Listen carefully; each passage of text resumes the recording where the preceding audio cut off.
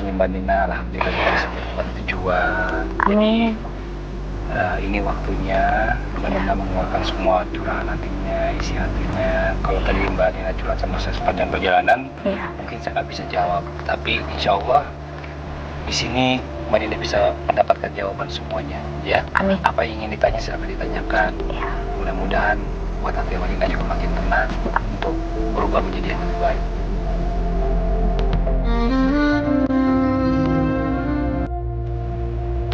Dan sampai, yuk kita turun yuk, Mbak Nina. Ayo, bismillahirrahmanirrahim. Sebelah sana, Mbak Nina, pas sebelah sini aja deh, bareng-bareng. Ayo, Mbak Nina. Ya, assalamualaikum Ustadz. Masya Allah. Sini Ustadz, kita geser lagi sebelah sini. Iya. Mana Mbak Nina? Nah, ini yang saya ceritain. Masya Allah nih, hari ini target kita seorang wanita. Makanya tadi saya bilang Pak Ustadz, ini perempuan nggak apa-apa Pak Ustadz ya, nggak apa-apa, ente kirim aja kemari gitu ya kan. Oke. Waalaikumsalam. Saya perhatiin Mbak Nina nih kayaknya sedih aja. Kenapa ya? Jadi gini Ustadz, tadi sempat juga dia ngobrol sama saya. Jadi selama ini orang itu belum pernah ada yang mau mengajak dia untuk membimbing dia untuk ke jalan yang benar. Jadi dan alhamdulillah hari ini ada kesempatan, mungkin nanti dia akan mencoba mencurahkan hatinya juga, yang selama ini jadi unek-uneknya, yang selama ini banyak pertanyaan di dirinya, mungkin nanti akan ditanyakan juga kepada Ustaz. Baiklah kalau begitu ya, Bang Fadli, terima kasih banyak ini sebelumnya. Ya, sama-sama Ustaz. Dinda biar diantar ganti pakaian dulu ya. Iya.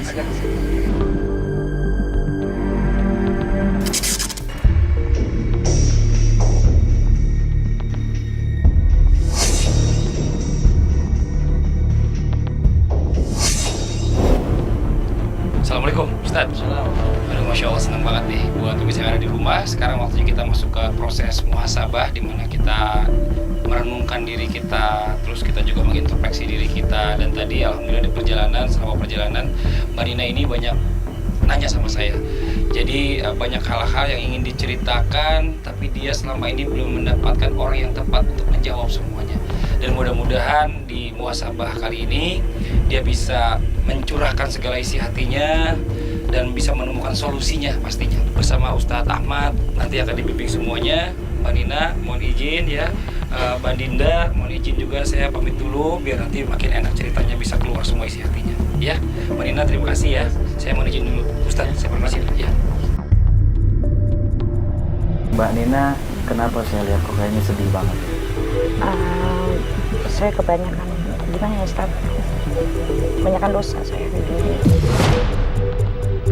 Emang perilaku atau hal apa yang pernah dilakukan oleh Mbak Nina sebelumnya? Sampai Mbak Nina merasa apa yang Mbak Nina lakukan itu adalah perbuatan yang dianggap menjadi sampah masyarakat. Ya karena saya pernah menghilangkan nyawa orang gitu. Mbak Nina pada saat itu menghilangkan nyawa orang, bagaimana itu ceritanya? Karena pembelaan. Oh berarti Mbak Nina bukan memang berniat untuk membunuh orang, tapi karena membela diri? Iya.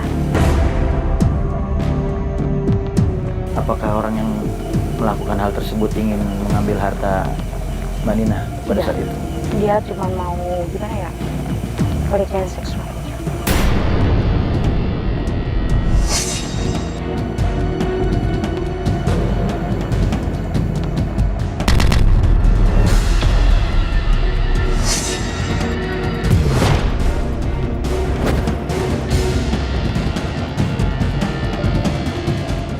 Saya rasa itu lebih berat karena kesucian dari diri seseorang yang akan direnggut. Maka pada saat Mbak Nina membela diri, menyelamatkan kesucian atau kehormatan Mbak Nina yang mau direnggut oleh orang yang tidak bertanggung jawab, itu adalah satu pembelaan yang benar. Dan itu bukan sesuatu yang salah. Walaupun pada akhirnya Mbak Nina harus melakukan suatu hal atau perbuatan sampai menghilangkan nyawa orang. Dalam hadis baginda Rasul Nabi Muhammad SAW dijelaskan, satu ketika pernah ada datang seseorang kepada Rasulullah. Ya Rasulullah, bagaimana pendapatmu tentang seseorang yang datang kepada kami, lalu orang itu ingin mengambil harta kami? Lalu Rasulullah menjawab, perangi dia. Jangan kau berikan hartamu ketika dia meminta. Lawan dia.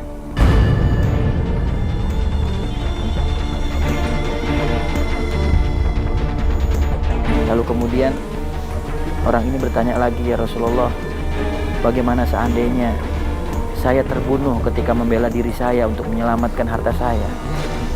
Lalu Rasulullah SAW menjawab, kalau begitu engkau matinya dalam keadaan syahid. Maka jangan pernah putus asa dari rahmat Allah Subhanahu wa Ta'ala.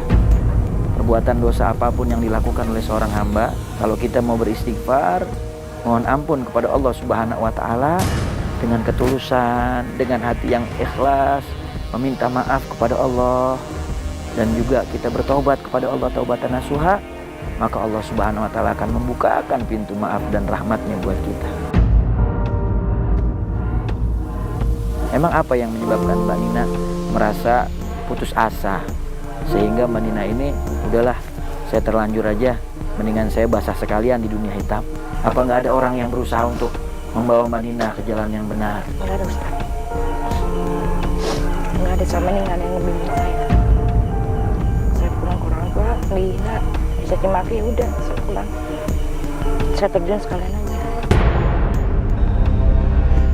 Mbak Nina gak usah bingung, gak usah kecil hati, gak usah kecewa, karena masih ada Allah Subhanahu wa Ta'ala yang selalu mendengarkan permohonan dan keluh kesah daripada hamba-hambanya. Minta pertolongan, bantuan kepada Allah. Saat aku itu saya non-muslim, Ustaz. Kok pada saat Mbak Nina mengalami hal tersebut dalam keadaan non-muslim? Iya, Ustaz. Astagfirullahaladzim. Lalu bagaimana ceritanya sekarang Mbak Nina bisa memeluk agama Islam? Sejak saya koma itu aja, Ustaz. Mbak Nina pernah mengalami koma? Pernah, Ustaz. Berapa lama itu Mbak Nina koma? Setahun, Ustaz. Subhanallah. Itu waktu yang cukup lama ketika seorang diberi ujian oleh Allah Subhanahu wa Ta'ala sampai koma selama 1 tahun diakibatkan kecelakaan. Lalu apa yang Mbak Nina lihat pada saat Mbak Nina koma?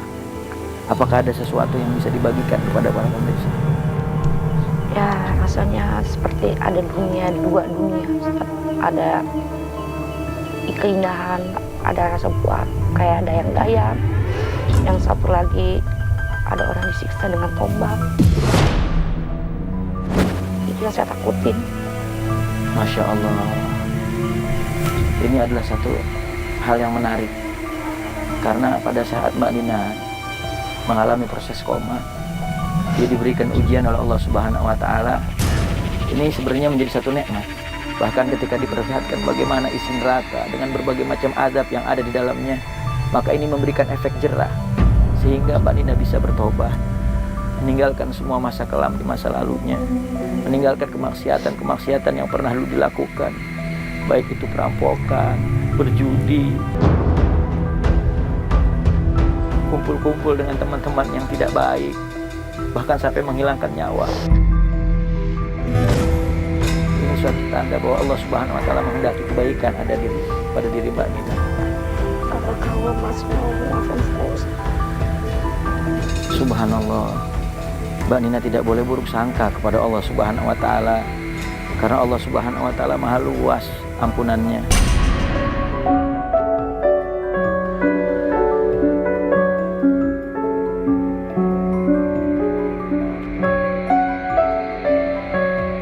Bila engkau bertobat datang kepadaku, maka aku akan terima taubatmu.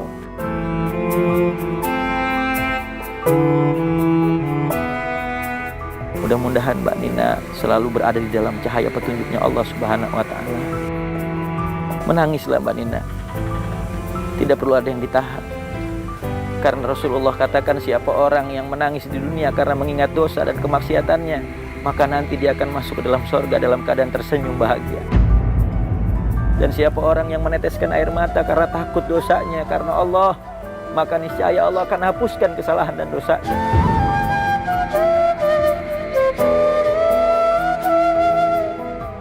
Di dalam proses taubatnya Mbak Nina, mudah-mudahan semua diberikan kemudahan oleh Allah Subhanahu wa Ta'ala.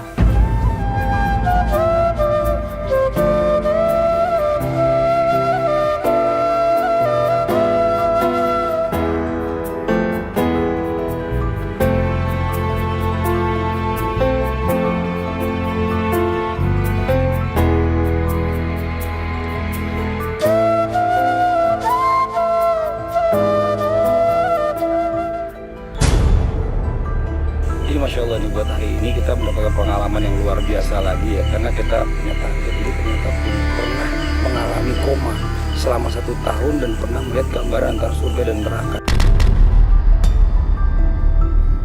Ustaz, kalau gitu langsung aja kita panggil Mbak Nina aja sini ya, biar sekaligus dijelaskan nih maksud dan tujuan dari shock terapi kita hari ini.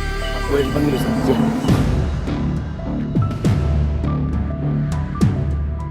Sini Mbak Nina ya. Ini Masya Allah nih sekarang kita lagi masuk di tahap yang berikutnya. Dan ini sudah ada di lingkaran. Ini proses namanya shock terapi. Shock terapi di mana shock terapi ini salah satu menggambarkan gambaran dari siksaan dari Allah nih. Nah, jadi ini tujuannya untuk mengingatkan bagaimana api dunia yang begitu panas, terlebih lagi nanti di nerakanya Allah Subhanahu wa Ta'ala. Jadi kalau seandainya Mbak Nina masih terus melakukan kesalahan-kesalahan, melakukan kejahatan-kejahatan yang dulu pernah Mbak Nina lakukan, nanti akan mendapatkan azab. Tapi kalau Mbak Nina justru malah bertobat, kembali ke jalan Allah Subhanahu wa Ta'ala, taubatan nasuha, meninggalkan kemaksiatan dosa yang pernah dilakukan, insya Allah gambaran taman-taman yang indah dengan berbagai kenikmatan yang ada di dalamnya itu menjadi bagian buat Mbak Nina dan buat orang-orang yang bertakwa, insya Allah. Kalau gitu langsung aja kita mulai prosesnya Ustaz. Ya. Boleh langsung meminta ininya buat nyalain apinya Ustaz.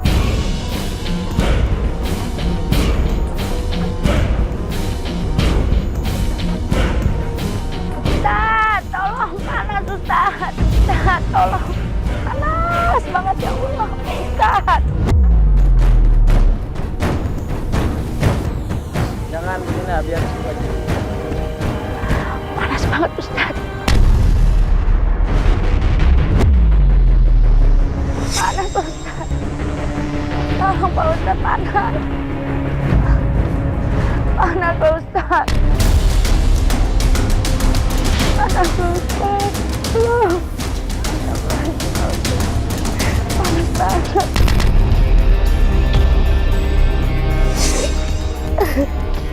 Pak Ustaz. Panas Pak Ustaz.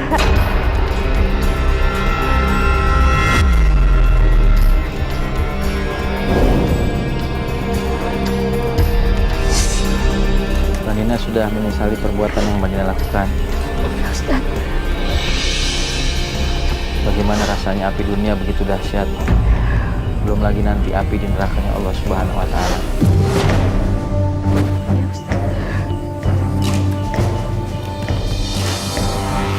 Seringan-ringannya azab di nerakanya Allah Subhanahu wa Ta'ala itu apabila 1 butir bara api sebesar biji sawi diletakkan di kaki kita, maka kita punya otak mendidih.